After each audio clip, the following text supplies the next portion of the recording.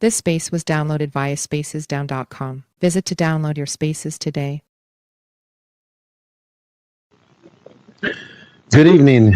Welcome to Going Off Grid. Today is Monday, I believe May 25th, 2026. Happy Memorial Day to everybody out there. I am Sheep Vendor, your co-host along with Crypto Queen, and appreciate everyone out here this evening. Got a lot to get to tonight. And first, let me just go ahead and get this disclaimer out the way. This is not financial advice. You can lose all your money investing. This is also not for educational or entertainment purposes. I nor anyone that is speaking is a financial, political, legal, medical, betting, or any type of expert advisor. These are our thoughts and opinions on different topics only. This is being recorded for future rebroadcasts and clips on other platforms. Thank you. Queen, I see you up here right now. I'm going to send you an invite, see if that works. Hopefully you're in a position to speak. If not, we got a couple of things tonight. First, I am in sales. Let me tell y'all, I usually am working on Memorial Day, and not this year, thank goodness. And it's been really, really different. I did not realize how much retail stores actually celebrate Memorial Day, which is kind of strange. Queen, can you hear me? I can hear you. How you, Bender? Good. How are you? I'm good. Doing good. Just having a little hamburger for Memorial Day and finishing up, ready to talk about some news. That's awesome. Please enjoy some barbecue for me. I am last man standing. I didn't want to do any barbecue, and I didn't want to go anywhere. I vibe coded today. Ooh, what you vibe code? Nothing. I literally just kind of went through the day, and then I don't know, probably about 4 hours ago, I was like, you know what? I should get some sunlight because it rained yesterday pretty bad, and I was just like, yeah, I'm just going to go ahead and do that now. And I literally just got it back in the house here like 15 minutes ago. Like, oh, space is about to start. Maybe I should leave. Was it pretty where you are? Because it's been raining here all day long. It was like torrential downpour, flash floods, just madness yesterday, and today's been like high 70s, low 80s, sunshine, beautiful. Like I really can't complain. No, good. Especially yeah, especially on Memorial Day. We're used to being rained out. I'll put it like that. Tell you what, before we get into trenches, because I got a lot of headlines here. I started off, I think, Wednesday with about 4 headlines, and yeah, by the end of the week, I was up to my usual suspects. I think the algae just kind of read my mind and was like, "Oh, you need material? We got you." And I'm looking at 20 plus now. So let me just wipe out a couple of these early here. First off, before I forget, it is Memorial Day. Not only do I have a lot of family in my military in my family, I should say, that are no longer with us, but I also look at it as a day that I personally just reflect on everybody that's been gone. So I'm going to take a few moments here of silence just, to honor those that have sacrificed the ultimate for us. And I appreciate you.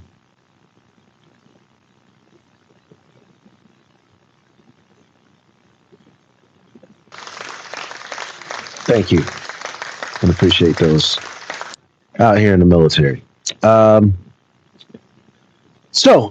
Just want to get that out of the way. A couple community shouts outside of Memorial Day, though. Y'all heard it here first. Breaking news. I haven't tweeted about it or anything yet, but Off Grid Pod is now on Reddit. I think the handle is u//Going Off Grid Pod. I thought Reddit was a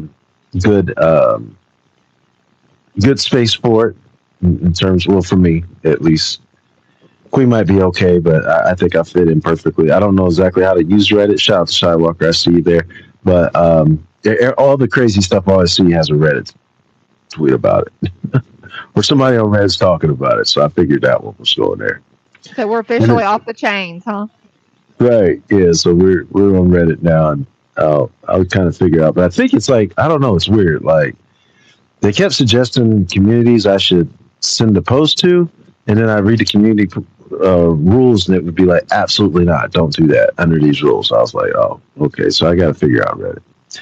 Make a long story short there, and then also community shout out. So I don't know if y'all remember this, but at one point you could command Grok to, have a random person on Twitter who just may have, showed a picture of themselves, and you could just request Grok to put them in a bikini, and it was like mad uncomfortable unless you were like in the Twitter sphere that enjoyed just having yourself being put into a bikini. Well, X Safety. What were you about to say something, Quinn? And I was just gonna say I remember that, and that was kind of, oh man, that was kind of uncomfortable. Yeah, and literally, I had a conversation with Grok, and it came down to like you had to go in and individually ask Grok not to do that to your account. Like if somebody wanted to randomly do it. Well, X Safety just came out with a zero tolerance for images policy immediately in effect. I do think it has something to do with the law that just went into effect too. I don't have that tweet right in front of me, Quinn. I know you introduced it, but I just want to give a community shout out to X Safety for kind of at least acknowledging that should not have, like if you're tweeting it yourself and you're part of that crowd, like, hey, put me in a bikini, or whatever, do this, that, fine, but like, random strangers shouldn't just be able to just like, basically address you at Grok's command. Like, I just think that's weird. Yeah, that's messed up. That's messed up big time. Yeah. Like, yeah. Like, things about that. Also, for those that's listening, I don't see my favorite AI supporters in here, but I do want to put this out here in case somebody catches it on the replay. So tonight, I'm going to give everyone an opportunity. You can come up and speak. You can put it down in the comments. Yep. Okay. Comments are working. You can put it down in the comments if you want, but I want everyone to think of something AI is doing for good that is affecting humanity as a whole right now. Not like its future potential, not like, emerging markets. Like I'm standing in line waiting for a cup of coffee, the conversation that AI comes up, and I can just say, hey, AI is helping you do this right now. And somebody goes, wow, I didn't know that. And I'm like, yeah. So I want y'all to think about that for one later in regards to that one. Hey, Quinn, I got a good one, Bender. Just happened to me this weekend. I can talk about it unless you want me to wait till later. You can talk about it now. Sure. Okay. So last week I was suffering like major back pain, leg pain. Like I didn't know what was wrong with me. And I could barely walk for 2 days. So I thought maybe I'd hurt my back, but I didn't remember doing anything to it, So I'm talking to Grok and I'm like sharing my symptoms, and he gives me a couple ideas. And of course, I'm not using him as a doctor. I'm going to a regular doctor, but just to kind of ease my mind in the time being, Well, so then on Saturday, I started getting this little rash on my leg. I took a picture of it and I sent it to Grok, and he diagnosed it immediately and connected it to the back pain issue. And sure enough, I went to the doctor that day. That's what it was. Grok was 100% correct. And he was actually kind of compassionate. I mean, if you can think of AI as compassionate, he was like, take good care of yourself, let me know if you need anything else. And I was like, dang, he's almost better than a doctor. He actually cares. But anyway, it eased my anxiety during that time waiting to go see the doctor. So that's a win for AI.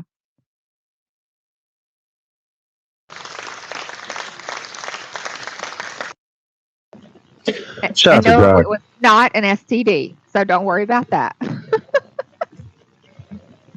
Well, that's good. It's good that Grok immediately ruled that out of your diagnosis. And just for transparency, Queen, it was actually a story similar to that.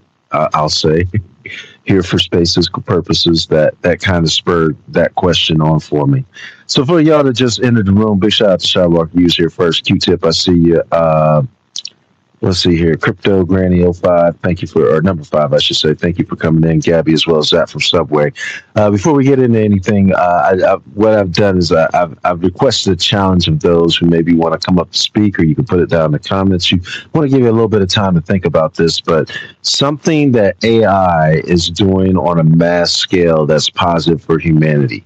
Because I left out the data centers this week, because Queen told me to touch grass 2 weeks ago on data centers, and I am kind of burned out on them. But then the Aljo was like, "Oh, you don't want data centers? Fine, I'll just send you other stuff."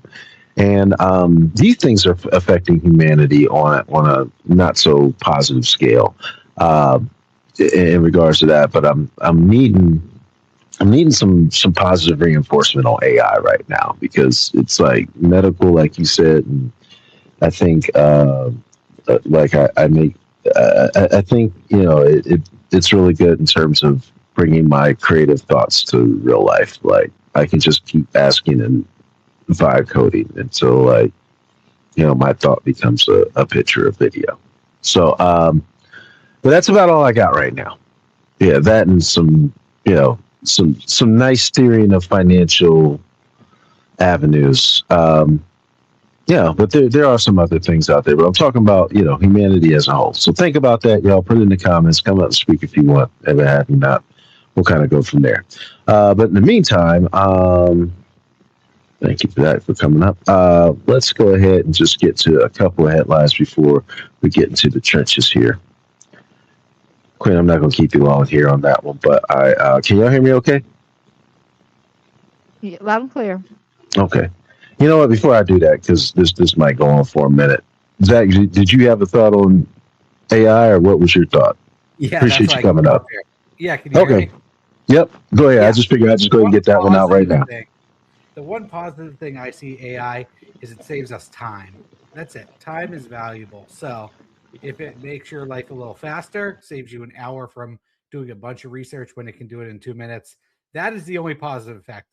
There's a lot of negative effects, but we're talking positive here. So I would just say time. Really, time is valuable.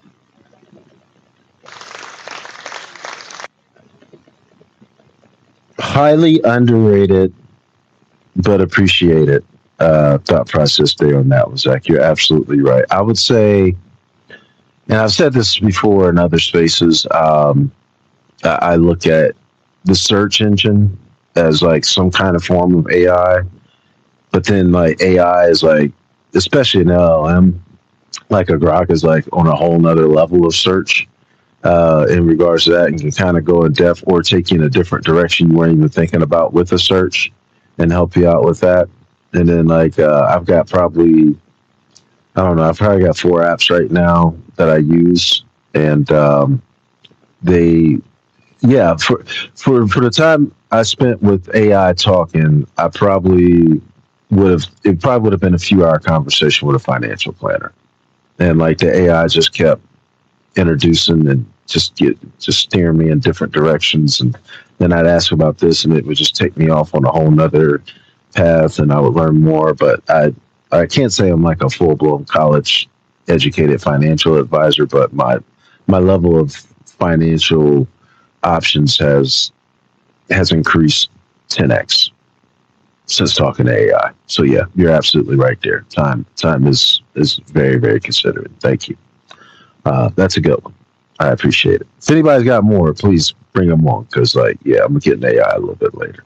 All right. In the meantime, though, before we get into Crypto Queens one here, just some random things that came up this week. One that was this weekend. I don't know if you heard about this, but 20 to 30 shots were fired at the White House. One suspect, one bystander, unfortunately passed. In regards to that one, I didn't get to read too much beyond about the time that it did happen with everything, but that did occur there with that one. Also, Massachusetts has a bill that will ban robots, drones. These are armed robots, drones, dogs, chemicals with explosives, that kind of thing. So they're banning, robots that have like I say, weaponized capability. Also, speaking of bills, the U.S. House bans large, or it has a bill, I should say, that will ban large corporations from buying single-family homes, which I think wouldn't be a bad thing. But I know a lot of house flippers too, so I don't know how that falls into large corporations. Speaking of this one, I didn't get a chance to get into this one last week, but Mike Johnson, the Speaker of the House, pulled like a straight up Nancy Pelosi. I don't know if y'all saw the video on this one, but he gave a pretty compelling reason as to why Congress, or at least the House, should be able to trade stocks. And we never alluded to the part where they get all the information and do inside trading and are just absolutely beating the S&P 500, Berkshire Hathaway, and everywhere else. But he said it was due to the fact that they had to have usually a dual, home, which is true. Like they spend their time in Washington, but they also spend their time, probably have houses and things that they got to keep in their own states that they represent. And then, but the thing that got me was that he really noted that it was because the dollar has declined like over 30%.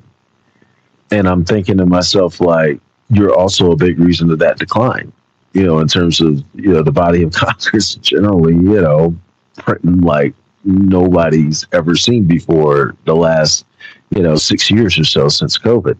But I just found that one, really, really eye opening. But yeah, I gotta find that video now. It's a real eye opener. I think I mentioned this last week, but if I didn't, I'm gonna mention it again. King Charles, UK government is going to digital ID. I think Queen, you are absolutely right. I think we are in the age of digital ID that came through with Real ID. Friday night, I was at the grocery store. Had purchased an alcoholic beverage. They asked to see my ID, and like I just had it in my hand, and the guy was like, "Well, like let me see." Like he acted like he needed to see if I was old enough, and then he immediately hit the scanner with my barcode, and I almost had a bad physical reaction. I'll put it that way. But I just looked at him like, "What the heck?" But they actually like. Just uploaded my biometrics to some random grocery store now, which, yeah. But anyway, I'm sorry. That was like a side quest. But, yeah, UK going to digital ID. Coming soon to a theater near you. Also, speaking of UK, this one happened actually here in the US, though, but a woman was arrested for her Facebook post about poor water quality in Texas. I'll share the video up here in the Jumbotron, but it was really interesting because like she was just like, yeah, like there's some water that could have potentially made people sick, send them to the hospital. If you have any information about this, just hit me up on Facebook. I'm trying to gather some intel. It wasn't like this, but the police chief caught wind of the Facebook post, said that she was inducing panic on the public. And if you see this, y'all, it's like, yeah, it was just kind of like it wasn't like she was like, freaking out or anything like that. And, but then they got a interview with the mayor, and he was like, yeah, the water's kind of sus. Like, and then they showed this video, and it's like this tub, and it's pouring out this brown, like you would never bathe in it, drinking it, or you shouldn't be doing it type of water. And I was just like, really? Like, like there's some validity to what she was saying, in other words. So, yeah, but, it just, kind of watch out. And it isn't the first instance of the U.S. trying to creep in, people posting stuff on social media that isn't deemed a real threat, because there are some things that you can't post on social media, but some random thoughts and stuff like that you should be able to do when police showing up at people's doors. But for the most part, most people have been able to cite their free speech rights and kind of put things at bay. But this one took it to, I think she was in jail for a few hours, that kind of thing. She was looking at a lawsuit, that kind of stuff too. Of course, not legal advice. Do your own research on that. And then I don't know if anybody cares. I don't see it talked about a lot on my timeline, but I had to make note of it. The White House did a second release of the UFO files on Friday. Like they showed one too where it was like a UFO actually flying, and I don't know about y'all, but yeah, I just paid almost $30 for like 6 gallons like of gas. Like I don't, yeah, like cool story, bro. Yeah, yeah, Martians are here. So what? Like, yeah, what else is new? But yeah, it's really interesting there. Let's see here. We got Invistar in the building. Def was crypto. I see you there too, Julie the Cat. Once again, we are on week 14 of the Going Off Grid episodes. And like I told everybody earlier, Zach brought up a good one in terms of time. Queen brought up a good one in terms of medical use cases. But I want you all to think long and hard. You can put them down in the comments if you don't want to talk.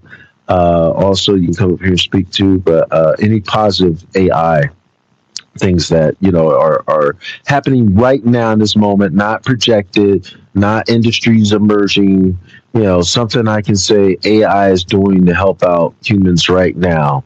Um, in regards to humanity as a whole, I'd love to hear about them. I'm just trying to give some AI some cool points right now. And thank y'all. Queen, what you got for us for church lessons this evening?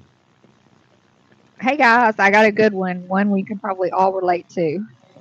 How have your experiences been in crypto as far as success versus failure, being early to a project versus being last? Like, I don't know about you guys, but one of the reasons that I've started doing this series is because, I've learned all these lessons the hard way. So I started this series, Lessons from the Trenches, last year. It's just a series of posts on X about how to protect yourself from, different things that we face in crypto. But this one in particular I thought it was a really good one to visit because it was about exit liquidity. So when your community becomes your exit liquidity, how to avoid the pitfalls. It just talks about, it can be such a big trap getting into these crypto projects, can treat loyal supporters as exit liquidity or just endlessly bleed them dry. And I'm going to go over a few of the points, but I wanted to focus on, real stories that you guys have from projects that you might have been in that, you were treated as exit liquidity. And, I think we can all agree that it is, kind of at the end of the day, a kind of giant Ponzi scheme crypto is, as well as the US dollar. But you get in early, you make some money, you get out. Well, there's somebody that's on the other end of that trade, the one that's losing money as you're winning money. So yeah, the projects, if you find these, just be a little careful. You want to demand transparency, ask the hard question, like where's the money going? Who's behind the project? If you see a lot of dodging or, being labeled as FUD when you're asking these simple questions, that's kind of a red flag that you need to pay attention to.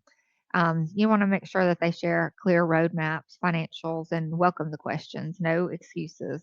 If you hear soon over and over and over again, you probably want to run for the exits because that's not a clear timeline. That's just kind of, I guess, buying time, if nothing else. So do your own research. We all hear that DYOR, but do you really know when you first get into crypto how to do your own research? And there's many ways to do it, and we can go into that in detail. But basically, just don't trust the hype. Dig into those white papers, team backgrounds, and tokenomics. You want to check X for unfiltered takes. Search project names and filter by latest to see what the community's saying. I thought that was a good tip.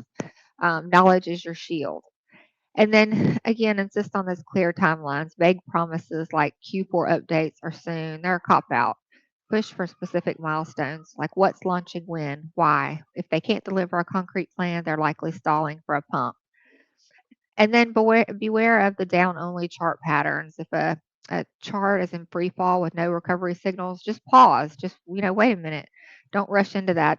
Don't jump on the green candles and um, or even the red candles and think you're going to buy the dip. You have to be so careful when these charts are volatile as they are. But just consistent dumps or down only mode often means the insiders are selling. Study volume and price action before jumping in. And a lot of these you can find if you go to Bubble Maps, you can see like what percentage of the what the clusters look like and how much the team holds or the insiders hold, and that can give you a better idea of the potential for the team to dump on you guys. And then resist the FOMO pressure. not every token is a must buy. I know that's hard to believe. But if a project's community or influencers are pushing hard, often and repeatedly, just pause and ask why the rush. Real value doesn't need a hard sell. Wait for proof, not promises. And if you've been in crypto, especially crypto Twitter, long enough, you get to know these KOLs and what they stand for. Are they pushing every token that comes along and just selling on you and dumping? Or are they KOLs that have steered you in the right direction in the past, and maybe you could put a little more weight into what they say? But yeah, you kind of know, you can label the scammers um, pretty quickly if you've been here any amount of time. And then just a pro tip: a community should empower you, not exploit you. If you feel like the exit liquidity, you probably are. Trust your gut, ask questions, and never stop learning. So, Bender, I wanted to ask you, what's a red flag that you spotted on a project, or maybe one where you knew for a fact you were exit liquidity? Well, and excellent. Thank you first for kind of taking a deep dive into that one too, Queen. That's very beautiful. So I read a little bit of this and kind of got my brain going, and I wish Zach was kind of up here still, but I'll go off of my perspective here because I've looked into I've thought about launching a coin for or a token for a while now, and I've kind of been like, just learning the ins and outs of why devs do some things, and a lot of it, excuse me, has really, when it came down to it, it kind of made a lot of sense in terms of what they were doing, ethical or wrong. Like, I was like, okay, now I see why you're getting like 35% of the supply yourself, because like somebody can just control your token. If you don't, like, you got to control a lot of supply. Well, if you're doing that, then your overhead costs, your marketing and everything else, and it comes into play. And like, I'm often wonder, like, well, you would almost, how should I say this? You'd be a fool. Yeah, I'm just going to say it. You'd be a fool if you're not figuring out a way to break even and make money, like, off of that kind of amount of effort. In regards to if you really push your token the way it's supposed to be pushed, and you're really going to sustain. And then that doesn't even get into, what you'll need moving forward to get exchange listings and all that other stuff that kind of comes with it on top of that, with everything. So, some of the things that I've noticed, so usually is when we kind of get past the initial, what's supposed to be supply, and then like you start seeing like, white papers with, this amount's reserved for this amount's reserved for that amount's reserved for that. But I'm just thinking in my brain, like, but the dev controls like all of it. So like when you add it up, it's like 45, 50%, 60% of the supply going to something one way or another. So usually for me, that's kind of like a telltale sign right then and there. Of course, you can just watch the blockchain and just see what they're doing, with their with the supply that they hold themselves to. But I would just say generally, when you start not getting the daily updates, especially when the token's really doing well, you get the sudden radio or the sporadic, they're showing up, but they're off away building, but you had time, like, there's 24 hours in a day. Like, you got, if you're in charge of a project, like, most people got time to, say something. It might not be every day, but if you can't figure out a way to talk to your community in a week, like, that's a problem. Like, in my opinion, like, personally. So usually those, but usually if you just, when you start seeing those sharp declines when price goes up, or, if you start seeing, a lot of churn that to kind of keep things farming. I don't know if y'all familiar with that, but farming is usually a huge one there too with charts and that kind of thing. That's usually some of the telltale ones. But usually when you start getting when you go from we're going hard every day. We've been going at this for months straight, and then all of a sudden the communication just goes AWOL. That's usually the first red flag of things going downhill. What about you?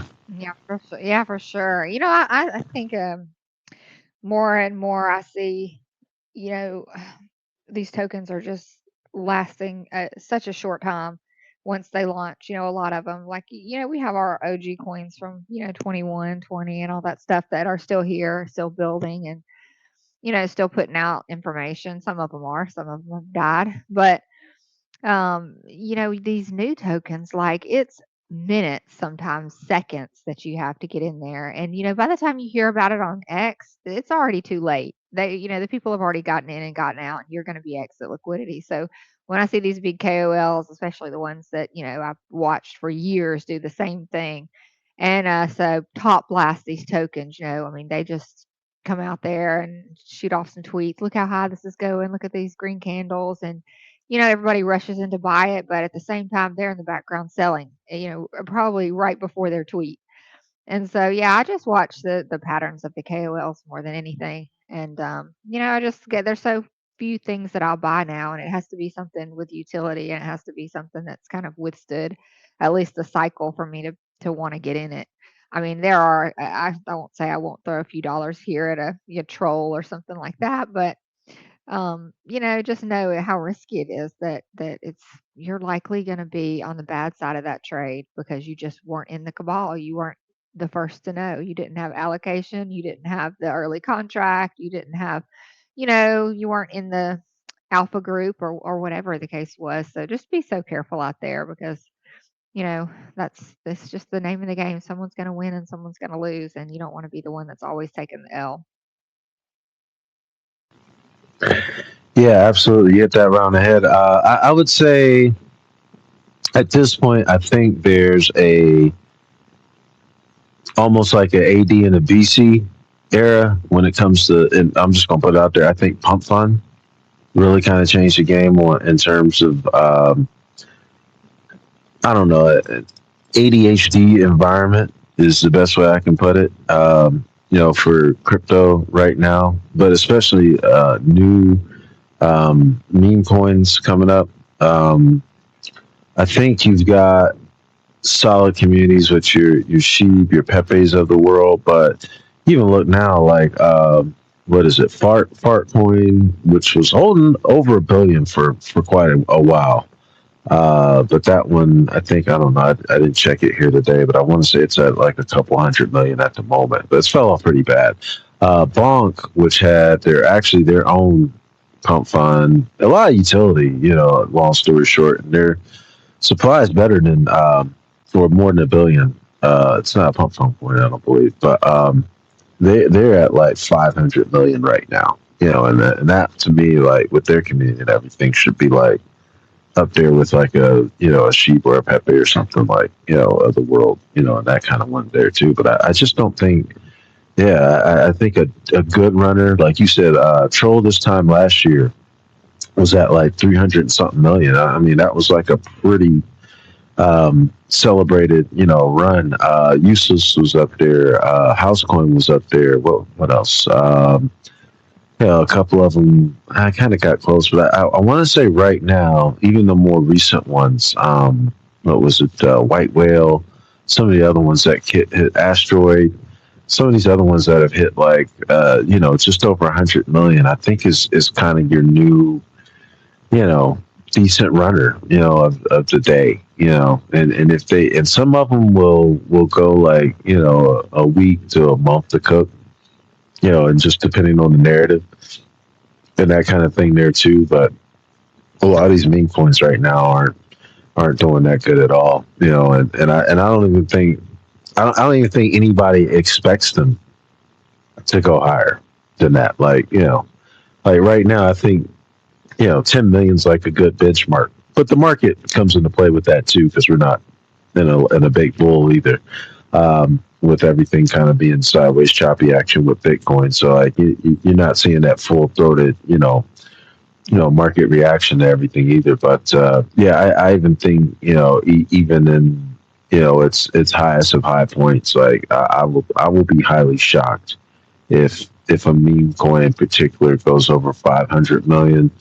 And I think we're just going to kind of see, like we've been seeing the past year, these individual alt moments. I think Near's doing pretty well. What else? Hyperliquid, I think, went up to $60-something. This past week. I just saw it earlier in the year at like $20. Dang, how did we miss that trade? How did we miss that? That's what I want to know. I looked right at it at $20 too. I'm not gonna lie, I faded it. I faded it at 40. I said it's too expensive at 40. I didn't know where to go. I don't let me lie. I faded it. I can't get them all. Like there's so many out there. But and it was kind of like, I don't know. Yeah. It's kind of one of those weird things where I'm waiting for Bitcoin to go lower, and I'm thinking everyone else is going to go lower, and then like one altcoin just jumps up like, nope, not me. We're not waiting around for anybody. But it's a good. It's got a. I'll have to read a little bit more in terms of the paper and everything, but just from its protocol, it's a good utility. It seems like and a lot of people on hype, doing leverage trading, that kind of thing there too. Not financial advice, but it's kind of out there. But you're just gonna. I think that, and then you'll see probably. I don't know. I not financial advice. Y'all do the Fibonacci's and hit me with the TA. I'm just gonna tell you what I kind of noticed the last couple of years. Things kind of midsummer died out a little bit. September, they start figuring themselves out.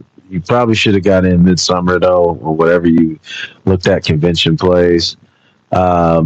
October, probably November at the latest, things are going to peak, and then people are making sure their taxes are right heading into December. Like that for me. Bear, bull, whatever market, it just seems like bulls, they just pump harder than normal, but it seems to me like that's kind of been the pattern the last few years. So, but we'll see how things play out. We haven't had this kind of institutional money in Bitcoin since I've been in it either, with everything. But I think devs though, it's a very fine line. Because there's no way that I'm releasing a token where everybody that's in the token is of the mindset of, I'm going to buy in low, I'm going to sell, I'm going to make money.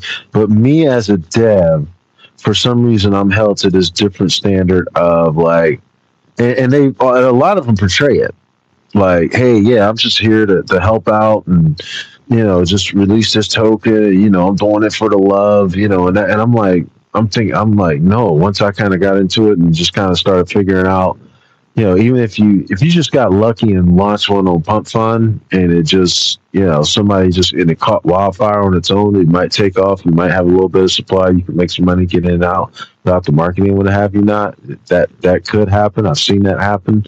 But a lot of these they've got some serious push behind them. And what you were saying, Queen, earlier with, especially on Telegram and stuff like that, there's absolutely different levels before the public at large even knows about it. There's releases, there's back channels, there's paid groups that you can get into, and you can actually, kind of bypass Pump Fund, weed through all the mess and find out the ones that are really about to get the big push. Like, I'm not saying I'm interconnected with everything, but I get enough notifications. I can see a lot of what's going on, out here in the one. And it's not all a win rate, 100%, but there's a science to it. Yeah. And these devs are still making money. but you can basically buy enough early access to take a ride along with them. Yeah, I gotcha.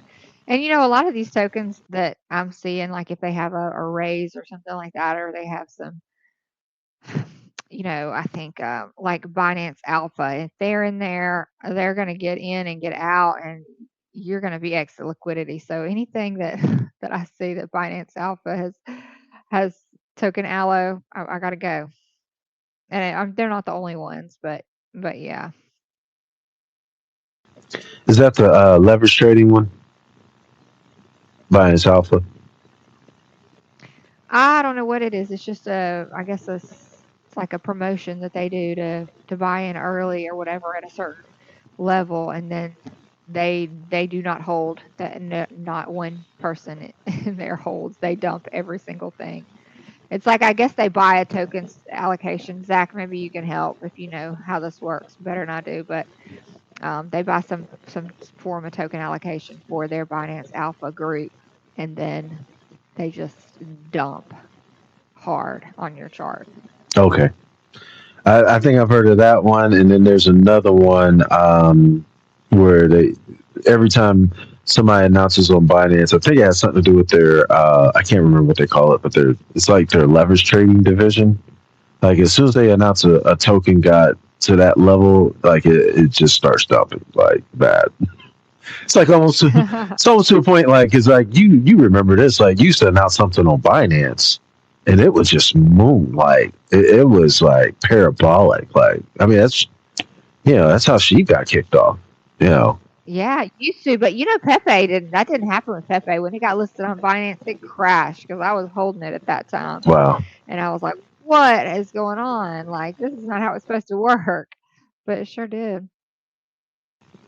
Yeah, I would say of course not financial advice, and I'm not here to bash on Binance. I'm pretty sure being listed on Binance is probably got some way more pros than it does cons overall. But yeah, it just seemed like in the past year or so though that a lot of tokens were dumping, after listings there, and it wasn't like that effect on a lot of other platforms either. Like you didn't notice that, like, but it just so happened like on Binance, like a lot of them were getting wrecked after that. Yeah, versus like maybe a Coinbase, announcing or something, out there, for example. But again, everything's cyclical. And thank you, Queen. Any last thoughts here on the church lessons? No, you guys just be careful out there. Take care of each other and share this education so that everybody can stay safe. Yeah. And I wanted to invite you guys up to speak if anybody has thoughts they want to share with us or just wants to chat. Come on up and please reshare the space if you would. Yeah. Yeah, and follow a lot of these folks in here too. Gosh, it's such Tuesday nights, man. Like from about 5 o'clock on, like I usually listen to Those No Dogs in the evening, but then Gabby's got the seat at the table at about 6, about 7:30. It's Zach from Subway. I think Treats got theirs starting about 8:30. So usually, I'm just up to my ears in spaces for the evening. Big shout out to the night shift too. I was just listening not too long ago at Amber. And good luck, what have you nots out there. Dosey, I see you in the building. Thank you for coming in. Everybody else has been hanging in here too. Appreciate you, David. I see you as well. Thank you for coming in too as well with everything. But beautiful lesson. I would just say there's probably outside of I'm gonna just say Ryoshi based on the wolf paper because they didn't have any of the supply, did it for the love. And I'm gonna say 99% Satoshi because the one wallet that we know of, he hasn't sold anything out of it. I think he did have a couple of side ones though that he's probably sitting somewhere billions beyond imagine. If he was smart, I know I would have. But I just left that one out there for the world. Like, yeah, sure, I'm holding. But those two, but I would say anybody after that's a dev, Yeah, they are making money somehow. Like nobody's doing this for free.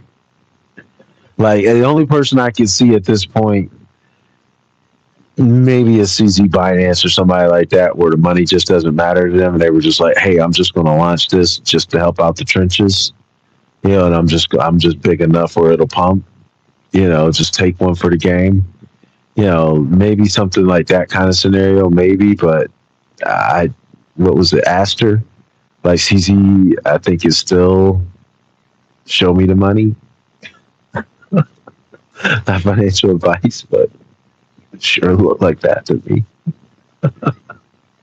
But, so I'm very sure if like CZ still in it for the money, I'm pretty sure every dev on the planet is going to make. It's just a matter of like, do they wreck your chart? Do they do things responsibly for a community? That's how it's that's the only measurement you can go by. But if somebody wants a token, best believe they're going to sell some and get their money back. They're at least breaking even, but nobody's doing this to break even. They're doing it for profit. Yeah. And thank you again, Queen. All right. I'm not going to hold up everybody here tonight, but I am going to go into a couple of things here. I'm going to give Queen a moment here to take a water break because I'm going to come back to her on a couple of these topics that she had brought up with everything. But we kind of went through the government and world news a little bit earlier here if you weren't here earlier for the Space Week 14. Again, for those in the room, please feel free to put a comment below.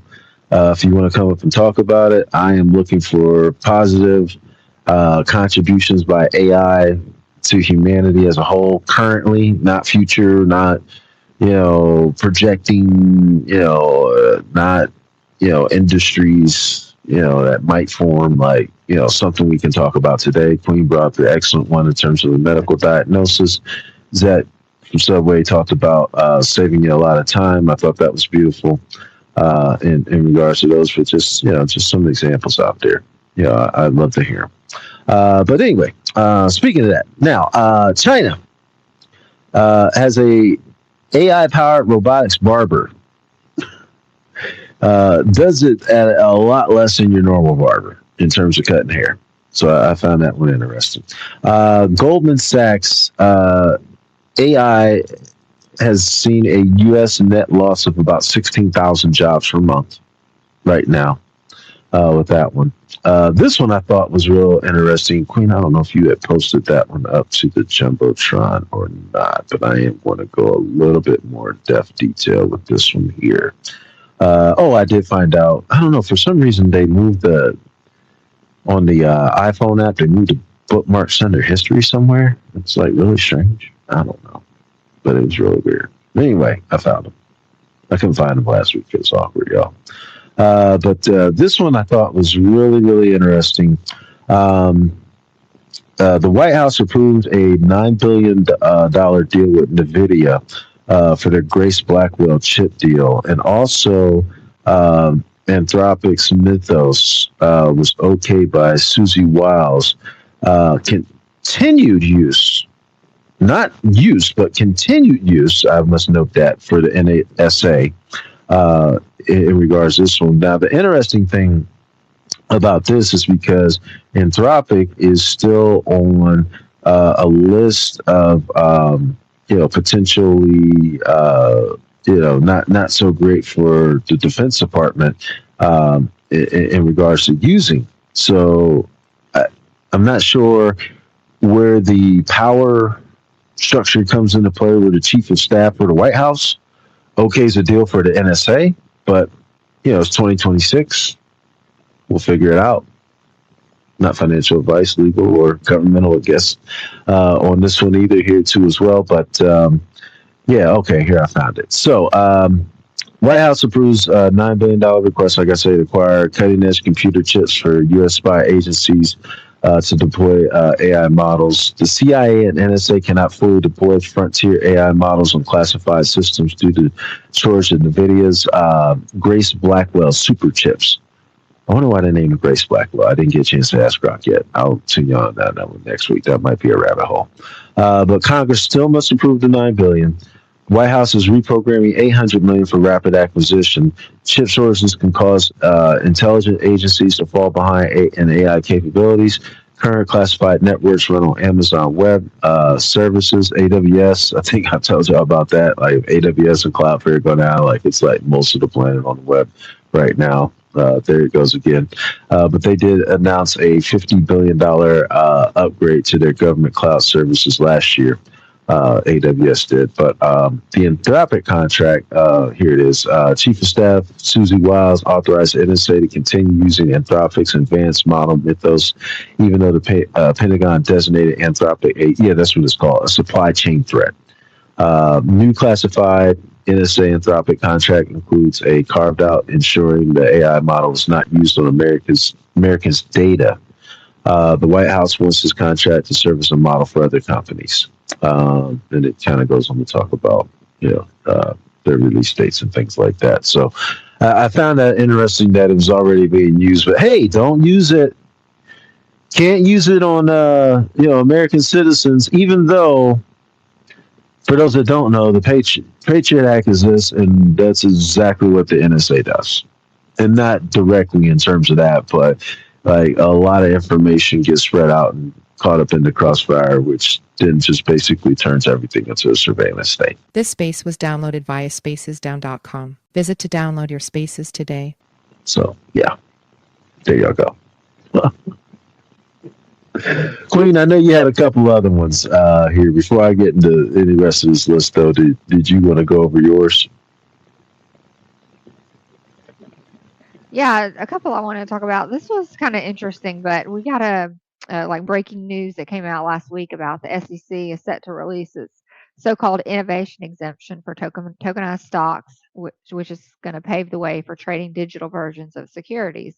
That's per Bloomberg. And then it was like the next day, maybe 2 days later, that it came out and said, whoa, hold on, we're not quite ready for that. So I don't know the fine print on all of that, what happened, but I guess that's kind of off the table for right now. So that was kind of interesting. And then I thought that the Bitcoin Depot going bankrupt was one we might want to talk about. It's the largest operator of crypto ATMs in North America. So it filed for bankruptcy on Monday, which I guess would be the last Monday. And they pulled all their ATMs out across the country. So I don't know if it just was not being used enough or what the situation was. But yeah, those ATMs that you see in the gas stations and stuff are coming out. Stop me if you have any thoughts about these, Bender. And then this was kind of funny that I guess Trump has the lawsuit going on with the IRS, or had it going on with the IRS, where they decided to settle last week. And as part of that settlement, the IRS can't audit the Trump organization, Trump, or his family for indefinitely. They can't audit him, his taxes or their taxes. So I would think there's a lot behind that story that we might never know. But I thought that was kind of interesting and ironic. I'll stop there. Yeah, let me go back here first. So I'm asking y'all just generally here, and I'm being straight up when I say this. Where do you feel it's okay for a U.S. stock on a platform to be traded? Like, I can't think of one right now. Coinbase goes down, Crypto.com. I can tell y'all personally, they might not always go down, but their leverage trading gets very sus when it's obvious Bitcoin should be shorted. All of a sudden, things just kind of go haywire on the app. I don't know. I don't have the institutional upgrade trade anytime. I'm just not there on the centralized exchange to do that with that kind of thing. So I don't know what the upgraded bypass go pay fee gets you into it. There might be just whales just trading just freely as much as they feel like. I don't know. But like for the average person in public, with an app, things just kind of go mysteriously down at the wrong times. And it always seems like when things are super pumping or super dumping, when things just mysteriously go down. Like suddenly you can't sell Bitcoin at all-time high because the app is down. But by the time you can get back into the app, it goes from 126 to about 118. And and then all of a sudden things are okay again to do. I don't know. I'm Is just this our saying. crash out? I Yep. promised crash out, so I'm going to need you to take this up a notch. I don't know if it's a crash out, but I'm just saying, like, there's like literally, like, there's not, and I don't have every exchange or app or access to on my phone or anything like that. Um, I probably have about three or four. I might, even, I just got tired of KYCing that random stuff. Like, I don't know who's getting my information from these KYCs. So, like, I got it pretty narrowed down to just a few when I first started. Like, hey, like, I have no clue who I'm uploading this info to. But it like, when I first got into crypto, Robinhood. That was one of the things that kind of made me explore. Like, I wanted to get away from anything that was backed by Citadel because Robinhood had went down, mysteriously, like to the point they were threatening like the CEO, like physically, threatening him. I think it was at January 2021 with everything there, and like it's just kind of been an ongoing thing since. I don't think would you name a I don't know. I don't know enough about Hyperliquid. I don't, and they're not accessible in the U.S. yet. So that can't to me shouldn't be if you can't even use it if it's geofence in the U.S. Like you shouldn't be able to trade stocks.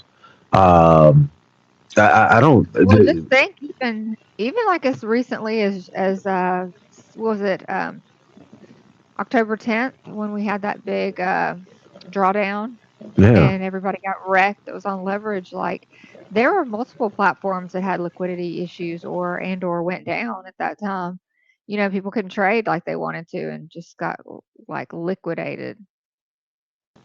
Right. I think, what I'm saying is, y'all. I think the concept of tokenizing stocks, trading 24/7. I think that's a good concept itself. I'm not against that concept. I trust zero platforms. Like most of these platforms, um, you have to go through a chat room. You have to usually, ask AI about 5 different times in 5 different ways to get you to a live human. Like that's your stocks on the line. Like it's one thing where there's, and I hate to say it, but crypto's pretty much a belief system. It's another thing when there's somebody at some automobile manufacturing plant building a truck that day, put their life's work into it. Their family's depending on retiring off of that, and like there's just like just random everyday rampant crypto manipulation that we're going to talk about here in a moment, and just market makers and just it's just whatever your Jane Streets of the world, for example, like there's just random stuff going on, and I get it. I saw Brian Armstrong, talking about that. What was that tweet? I think you tweeted, Queen. I don't know if that was today or within the last 24 hours. About tokenize everything. But now, when I see tweets like that, I just think, like, dude, you're just looking for transaction fees. Like, I don't think you really care. Like, like, I hear no talk of safety. I hear no talk of like, hey, we addressed this. You'll never have to worry about our site going down forever. Like, I don't, the infrastructure. Like, I don't know. I haven't tested Coinbase, but I'm pretty sure the last time I went into the app, I could not get a human on the phone. Like most of I would say there's not a stock trading company. It might not. You might not have an old fashioned operator answering the phone. You might have AI getting on the phone. But 9 to 5, Monday through Friday, you can get a live human. You can find out about something, and that kind of thing. But just think, Vendor, about the positive side. Like, if this were to go through, if this were to reach like full adoption, everybody across the world could trade US based stocks, and what would the market cap of these stocks go up to if that were the case, where they could just easily, somebody in India or, across the world, just how massive these companies and these stocks could be. I mean, they're going to be like what you want to have. It's going to be massive once it, and it's going to happen. It's only a matter of time before it happens. Just the right legal framework, regulatory framework needs to be there to make sure that the appropriate, I guess, rails are in place. I, I hear it. I think though, I don't know. Again, crypto, I don't mind. Stocks, that's a different story, in my opinion. Like, should the world have access to that? I'm gonna give you an example. North Korea, should they have total 24/7 access to, like, if I'm not mistaken, like stocks have an inherited built-in stop loss, right? Like they just stop trading like if things just go crazy like in one direction, or especially if they're crashing, like they can just take them offline, like, all right. Yeah, they'll halt them. They'll halt them. Right, yeah, so yeah, like again, I'm just thinking like, if I don't know everything about stocks, and I've gotten to this point where I'm asking these questions, like where's the geniuses at in the room? Why aren't we openly addressing this? Like, hey, just for you other people out there that might have these concerns, this is what we're addressing. All I hear is, Tokenor 24/7, bro. Just every couple weeks, Brian Armstrong, Tokenor 24/7, bro. Stock market, bro. Like go go go, like bro, you can't even keep your multi-billion-dollar on the stock exchange crypto trading platform up and running, bro. Like seriously, like I no, I don't trust you with stocks. Like I don't want, I, I no, I don't want any of them right now until somebody figures that out. Like I don't trust any of these platforms with stocks. I would be open to what I do see going on, which is real world assets, uh, real estate, and that kind of thing on an individual basis. With some Bitcoin backing, I've seen that happen here recently with Grant Cardone. I would love to see, what I saw initially with the NFTs in terms of that use case. Um, Becoming kind of fluid online stock, or contracts for maybe real estate, or maybe some kind of private investing agreements, for a business or something like that.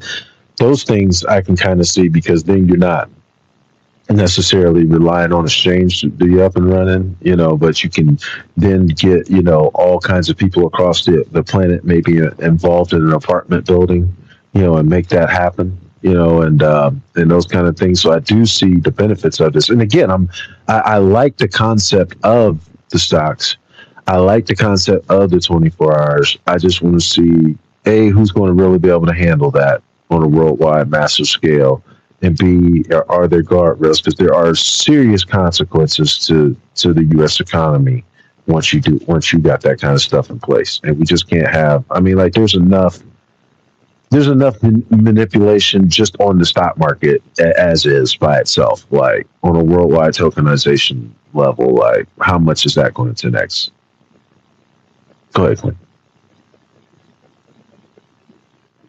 Oh no, I agree. Like the North Korea Jane Street, that's going to be pretty bad for tokenized stocks. But hey, I wanted to see if we could talk about another story that is a little bit older. Like it actually happened a couple of years ago, but it's so freaking funny to me, and just such a great catch. And it involves a lot of the usual suspects. So can we pivot to this other one real quick? Absolutely. And I just want to mention, like, just look at oil sales, or yeah, the oil, futures and that kind of market just recently, and manipulation that we've talked about with that, like 2 billion plus, and that ain't even been tokenized. Like, it's just like just every day right here in the U.S. stuff going on. So yeah, just I'm saying. I'm sorry. Go ahead. Oh, you're good.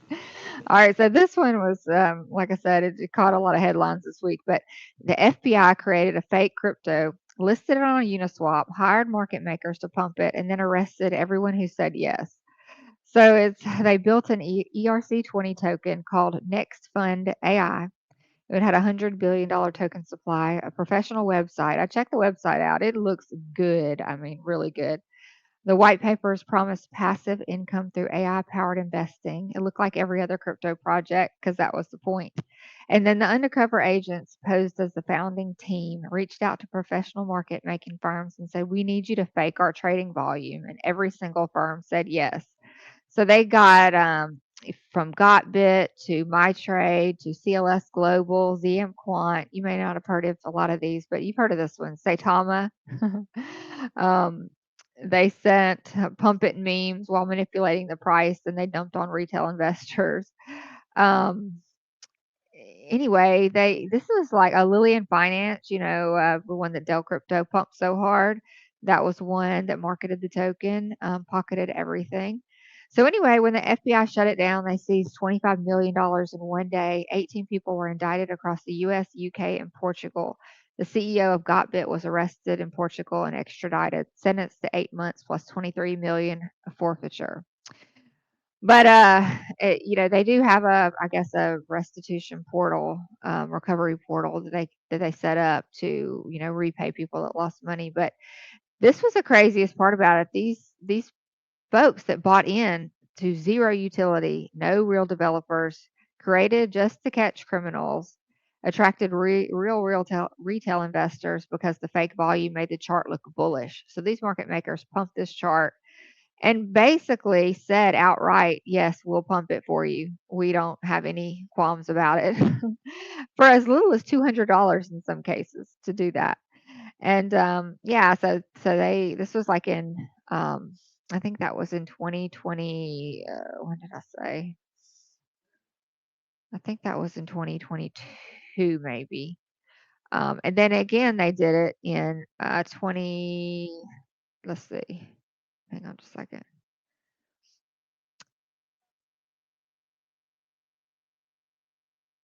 And then in 2026, the FBI did it again, a new token called LexoBit, 10 more arrests, including operators extradited from Singapore. And it says basically it was like a circular trade there, and FBI proved what everyone in crypto suspected. The volume is fake, the charts are painted, the momentum is manufactured, and every time you buy a token because the chart looks bullish, you might be the exit liquidity. So I thought that was good to go along with our exit liquidity talk tonight. But how crazy is that? I mean, good for the FBI. Like, I didn't really even realize they were doing this kind of thing. And like, okay, the next chart you buy might be a FBI token. How crazy, Bender. I wish I got in early. Talk about crime in the chart, right? You just get a bunch of market. Imagine that you get another 50K market cap, and the FBI's like, "Yeah, pump it up, sure, guys, we'll do it." You just dip out at the top. Find out later it was yeah. I no, I don't care. I had nothing to do with it. I made money on Seda, so I didn't make as much as nearly as I should have. Niger, I don't know why I shop in Niger. I don't know why, but my 5,000 tokens in my wallet are showing at like 200 something grand right now. I have no clue why. It won't let me sell it either. I tried. Well, fill out that FBI crime report. Bender. Don't forget to do that. Let me think about it. I don't know if I should be. Shout out to Cal Shiv. I don't know if I should be submitting anything to the FBI. I'll just put it like that. It's a whole nother story. All right, that's FBI has enough of my. We're gonna have to hear. We're gonna have to hear the rest of that story. FBI has enough of my information. Not financial advice, but yeah. But so that's pretty wild. And I thought, okay, now that you said the second half of it, because I thought it sounded familiar from back in the day, but then you said that, and then okay, now the 2026. But see, just that story alone makes me think like, all right, what's to stop somebody from being able to do that once stocks get tokenized? Like you just get some random like, whatever, some mid-tier stock nobody heard of, some kind of penny stock, and just people are just launching penny stocks and just market making them. And Oh, they do. They do it all the Right. time. I mean, I don't know if you've ever traded OTCs, pink sheet stocks, but it's just a bunch of shell companies basically that people are.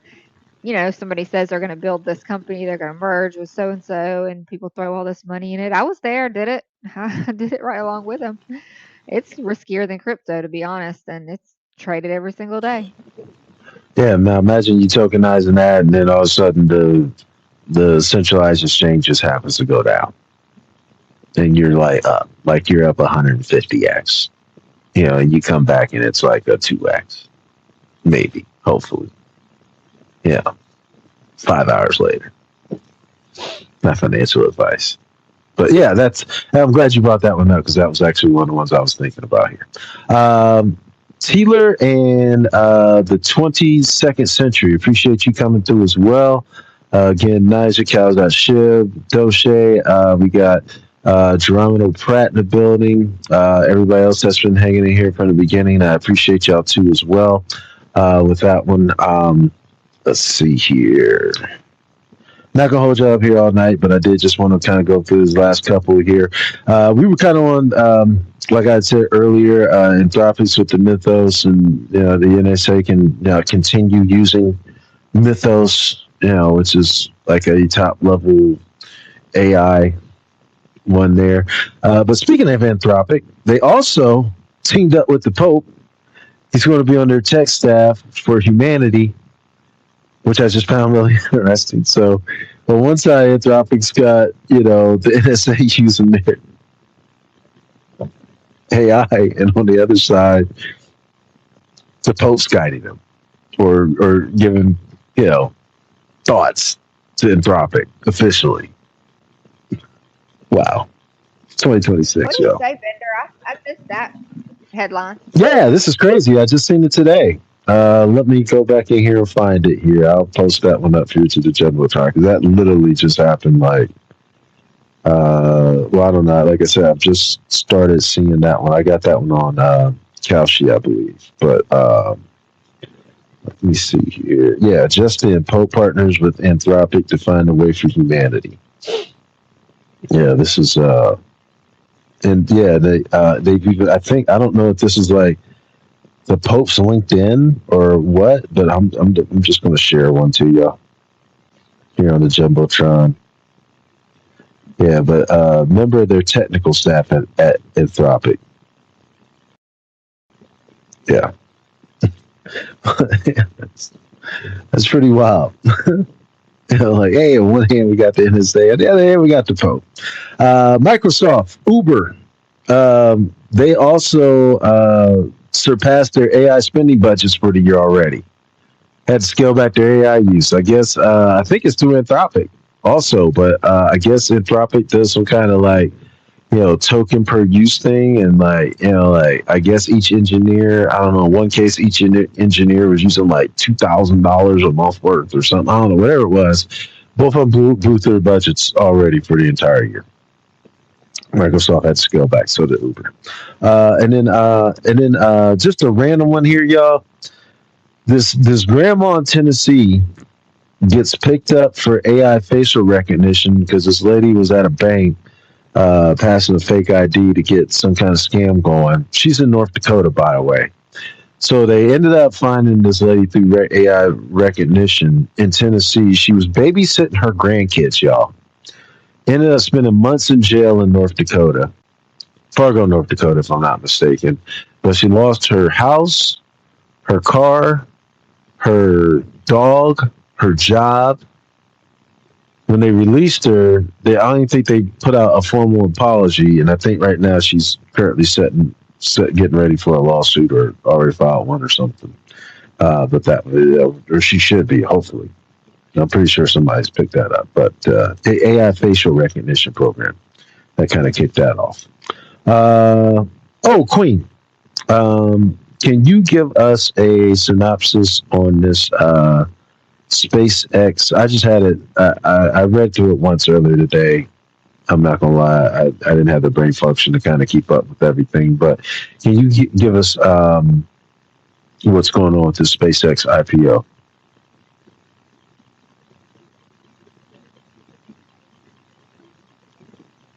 Am I still here? Hey, sorry, I forgot to take off mute. So yeah, this is going to be the Oh, biggest. Can you hear me? yep, I can hear you. Okay, so this is supposed to be the biggest IPO this year.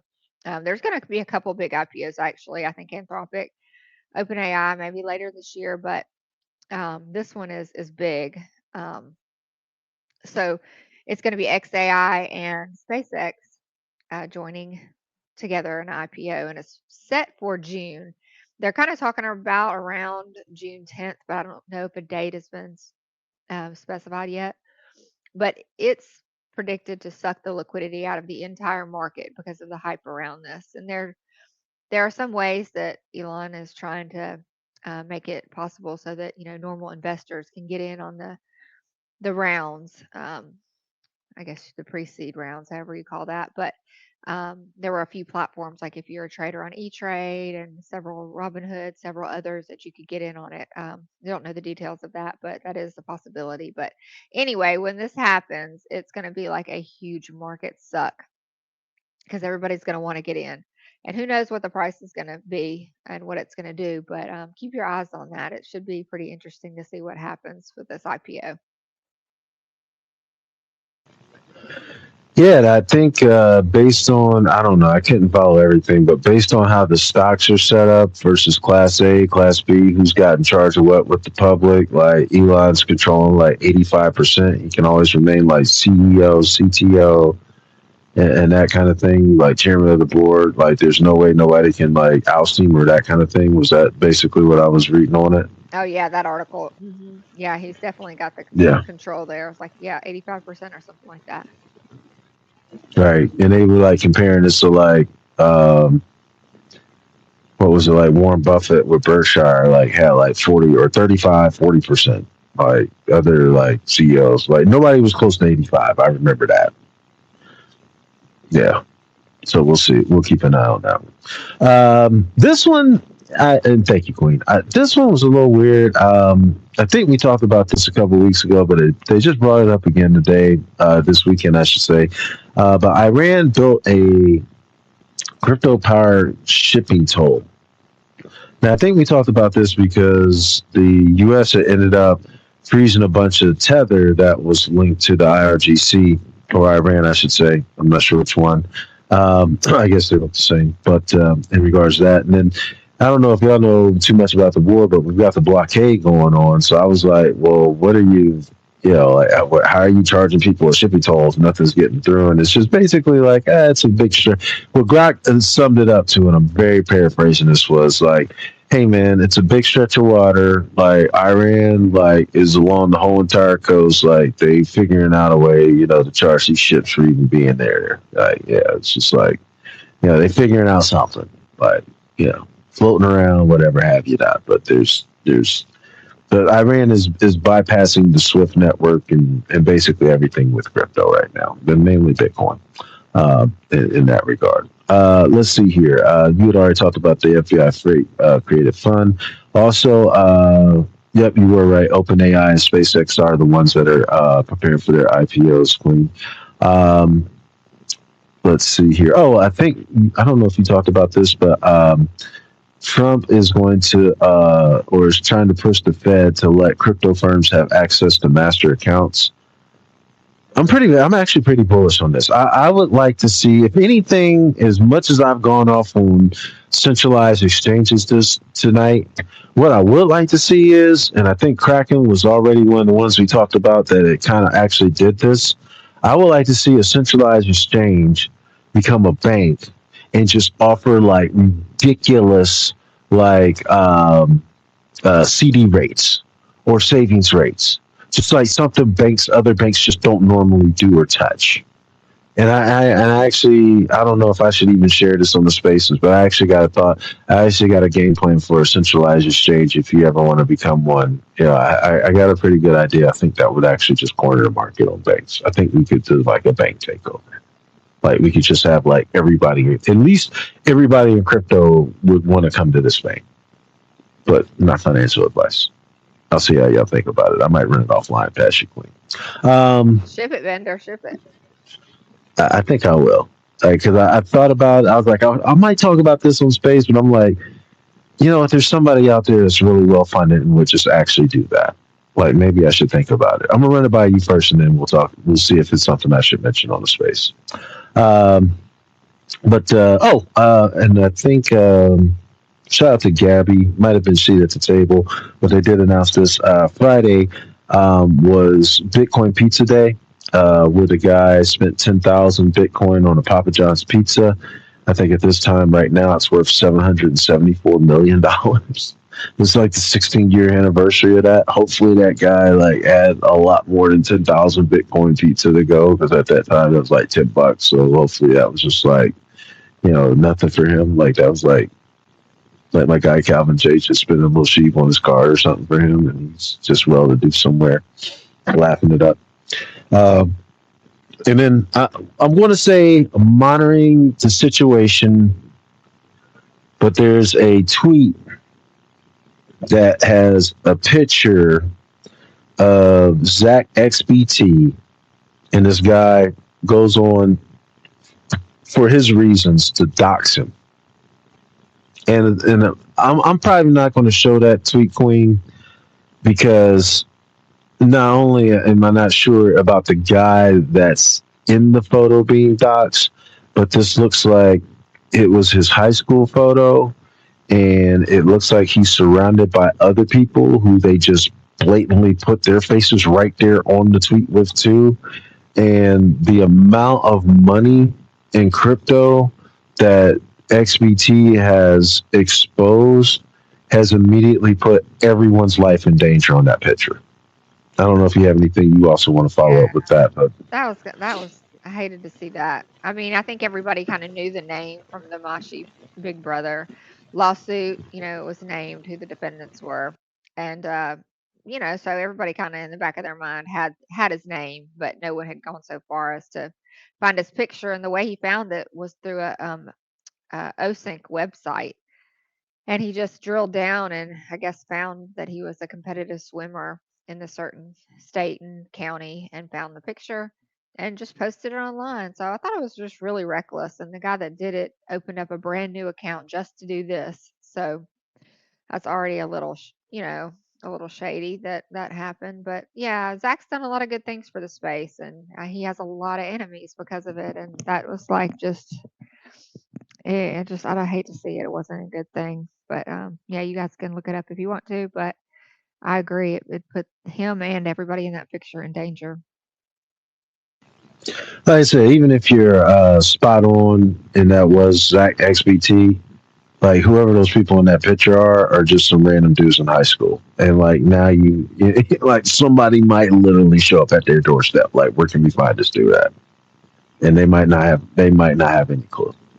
You know, but you know what I mean? Like, yeah, that's kind of crazy. And then Queen, I didn't know. I got some thoughts on this, and I know we're kind of winding down here, but I got some thoughts on this. But I wanted to get your thoughts on it. I know you laughed about it, but Mark Cuban sells 80% of his Bitcoin because I guess it didn't turn out to be the hedge against gold that everybody had portrayed. What was your thoughts on that? Yeah, I don't know. I think he just gave up too soon. I don't really know. I don't know why he would do that, but he sure did sell everything. And I guess it's kind of like, you know, Michael Saylor here lately is said he'd never sell his Bitcoin, and now he's open to selling Bitcoin. So I guess never say never is the is the moral of that story. Yeah, I would say this. I think in a 1-year window, in his short-term thinking, Cuban, being a billionaire already, had a right to his own opinion, obviously. But I think in a micro sense, he was kind of correct, because when the crap hit the fan this year, like gold, which I don't know, y'all. I don't even have to look at the chart to tell y'all, but I felt like gold had hovered around 12 to 1300 for like a decade. And then all of a sudden I look up and it's like 3,000, 35, 45, 49, 5,500. It felt like to me it also, retraced back pretty quickly a few times up and down too, but it absolutely did its thing. But it's also the number one asset, I believe, under real estate, maybe on the planet, and it's very established. Um, so I thought in a short term sense he was kind of correct in terms of just what happened again when when the panic really set in and people were putting their money somewhere. What I will say long term, without not knowing every detail, I don't know like if there what the supply is considered in terms of stock for gold. I do know there was a country in Africa a couple of years ago that had announced that they had found all this tons of gold, and also it was like one article, never heard of it ever again. Gosh, I want to say, don't quote me. I don't even know what the name of the country was. Start with the A, but they announced it. You never heard about it again, and like like they can hit. And I know they found a lot of gold, out there, but there's also a lot of supplies and stuff that are out there that has probably already been found, dug up that they're not talking about, and we don't even have to go into like the ability to go out and mine asteroids and stuff like that in the future. But the supply for gold can increase. Bitcoin cannot. You know, is where I'm going with that, and we'll see long term what that was. But if you look at just overall performing asset, like Bitcoin is, yeah, it's one of the best, if not the best all time. Out there, it's outperformed gold and then some. If you bought Bitcoin at the inception and held it to 126, like you're up exponentially over. Like I don't even think if you were digging up gold thousands of years ago and holding on to it till now, I don't think you've made that kind of return. So, on one hand, I could kind of see it, and then on the other, I was like, yeah, you got to win in today, Mark. For this year, Bitcoin was a little sideways, gold went up, sure. Long term, though, we'll see. Um, And then, Queen, I don't know if you had any thoughts on this one. Also, I just noted this one for you. The ETH Foundation lost 9 researchers since 2026. Whatever you sent me, I'm not even gonna lie, Queen. Whatever you sent me on Vitalik, I scrolled down. I was like, bro, I'm not reading uh, a newspaper today. Like, I'm sorry. Like, like it was just endless. It was like paragraph. I was like, nah, bro. Like, if it was 3 paragraphs or less, Vitalik, maybe, but it was like 9 paragraphs later. I just looked at it and like, yeah, I'm good today. It's Memorial Day weekend. I'm not putting my brain through that. Yeah, I was like, sorry. What's that meme? I don't remember what it says, but I ain't reading all that basically. Right? Yeah, sorry if that happened or whatever. yeah. That Yeah. was me. Like, cool story, bro. Got it. I Yeah, did read over it, but it's really hard. I always have to put Vitalik stuff, run it through Grok, and say, give me like the beginner level, the entry level explanation of this, because he's so freaking smart that I can't understand a lot of what he's saying. But yeah, there's a lot of people are leaving the ETH Foundation. I think he's trying to like kind of trim the fat and get back down to the basics of what they're there for. He reiterated that he's a 90% of his net worth is in Ethereum, and he's has no plans to dump it or anything like that. And he wants to see Ethereum survive, but they needed to be a little more streamlined. So 5 left in May alone. No replacements are named. No public explanation. And then it says now a former insider wants 1 billion to build something better. But yeah, read through that if you get a chance. Vitalik's post. I mean, I thought it was really good. I did actually read it, but like I said, it's hard to understand a lot of what he's saying. But he just wants to see, Ethereum Foundation make it through this. And he listed a bunch of things that they plan to do to, enhance and upgrade Ethereum, and it's just really, I guess, good if you have time to read it. Check it out. Yeah, thank you. I might go back and just ask Rob, like, give me Cliff Notes, 600 characters or less. Just You might me have some- to. give me a long tweet, bro. Like, give me just something decent I can work with. It's like I said, I just kept scrolling. I was like, I just kept going down. It was like literally like one of those memes where like the list just keeps going on, and I was like, oh my gosh, like bro, like it's Memorial Day weekend. Like I'm touching grass. I'm outside. Catch me outside. How about that? Yeah, I just posted in the nest if you guys want to take a look at it. But yeah, he's just talking about that the foundation will be a smaller ship than in previous years, a more opinionated one, but a longer lasting one, and suited to make sure that Ethereum brings something meaningful to the world. And yeah, Well, I will say I hope they don't have to dump as much ETH now. How about that? Let's think yeah, positive. he did say that they would not be selling as much. Good. I think that's one of the key points I actually did catch as I was skimming through it. Oh, Yeah, he says this is a quote. He says, and so today the Ethereum Foundation is choosing to use its remaining resources to pursue longevity over breadth. Yes, this means we will sell less ETH. yeah. I think that was like one of the things I actually just kind of stopped me in my tracks. So like, hold up, that's pretty cool. And thank you, Queen. I appreciate that. All right. The only other ones I got left, y'all, if you haven't heard about this weekend, this is kind of crazy. So, like the regular Olympics, like they usually test athletes for any kind of, performance enhancing drugs, as they like to call them.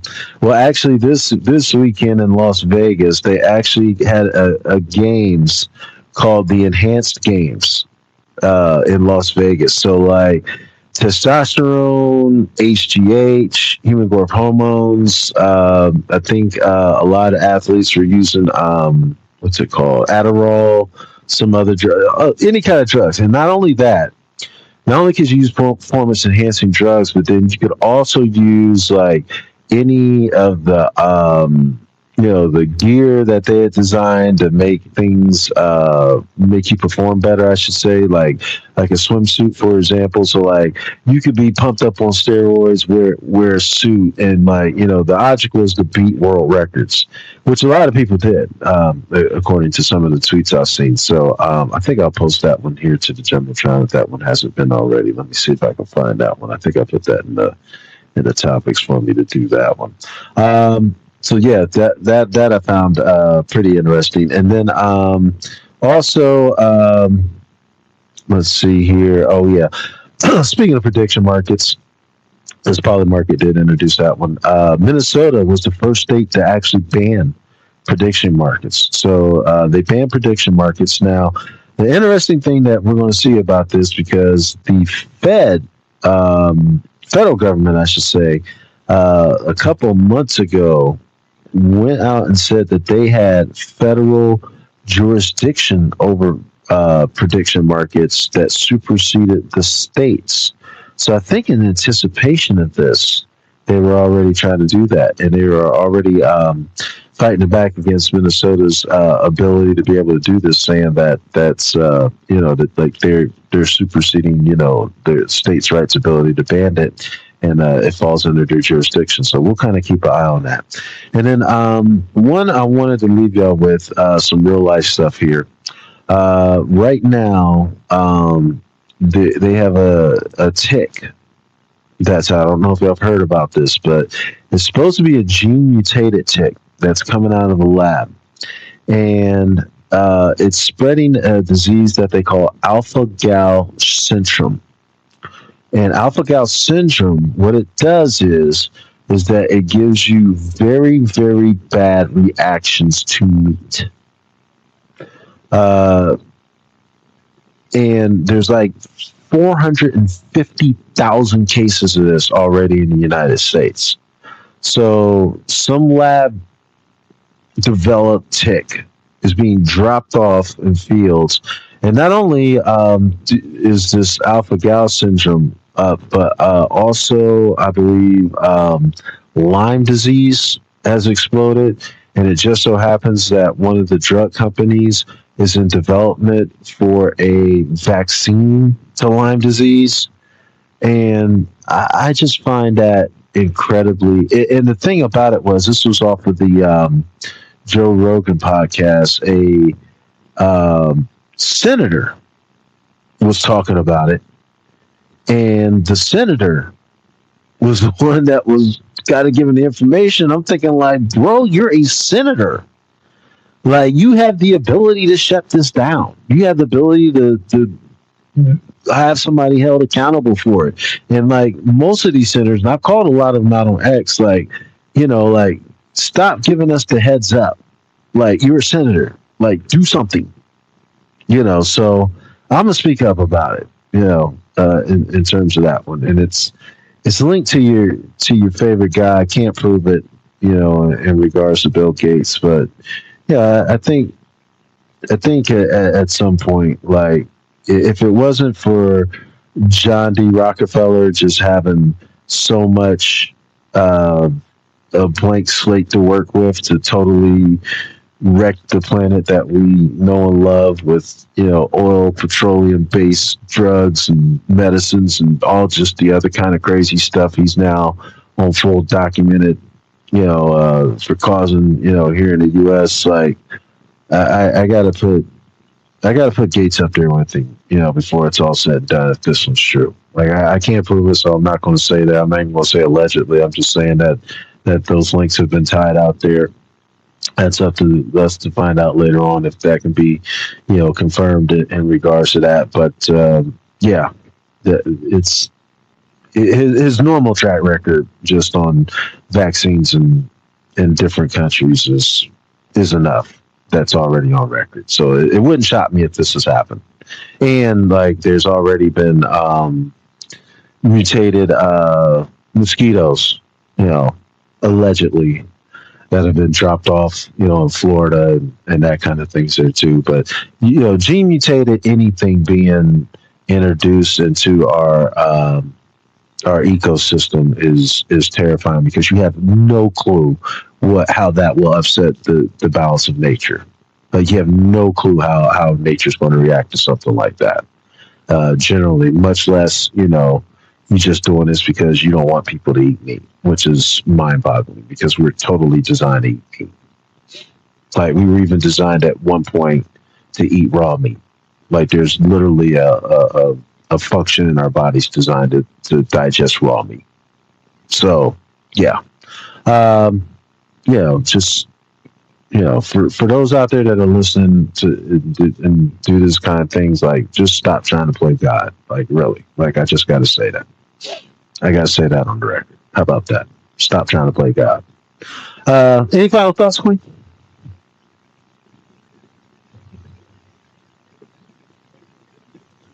Am I here? I'm sorry, y'all. I'm on a rant right now. We might not get Queen up on stage. Shout out to everybody here that's still hanging in here. Treasures, that from Subway. Deathwish Crypto, SRVIC in the building. Appreciate you coming through. Gabby, Taylor, and 22nd Century. Thank you for hanging in here with us tonight, as well as Julie the Cat, David, Nigel, Cal Shiv, Dosey, Skywalker, you the first one in here, man. Appreciate you coming back in the building. Geronimo, Crypto Granny, number 5. You've been here with us most of the evening. I'm gonna hit you with that follow back too as well. Thank you for coming in, and everybody that's hanging in here with us. Again, if you weren't here at the beginning of the space, I did ask for a call for something positive with AI. That we can say is in the active right now, not like in the future, what it's going to develop, but something like, if I'm having a conversation, I can go, hey, did you know AI is doing this for humanity? No, I didn't know that. And again, good examples. Zach from Subway came up with saving a lot of time. Crypto Queen said medical uses.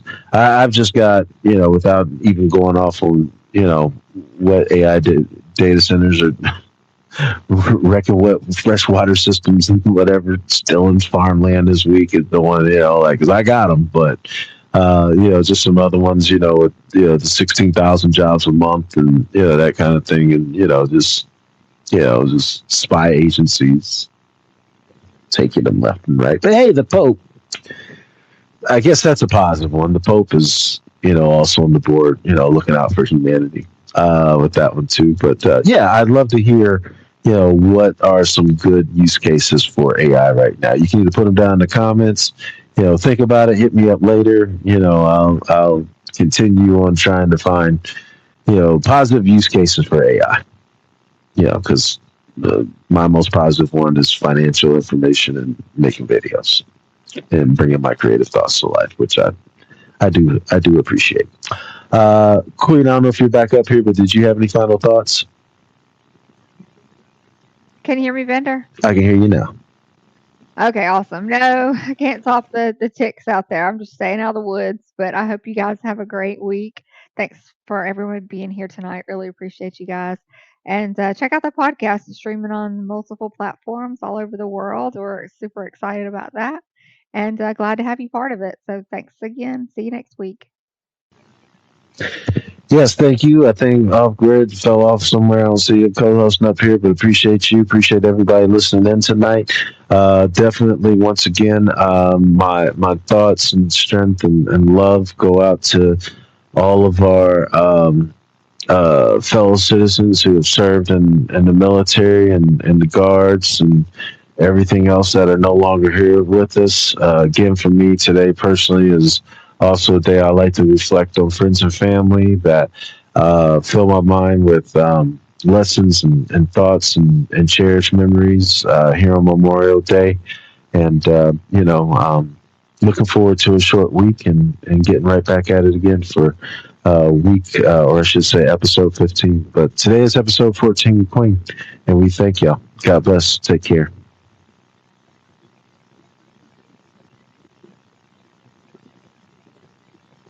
Be safe in your travels.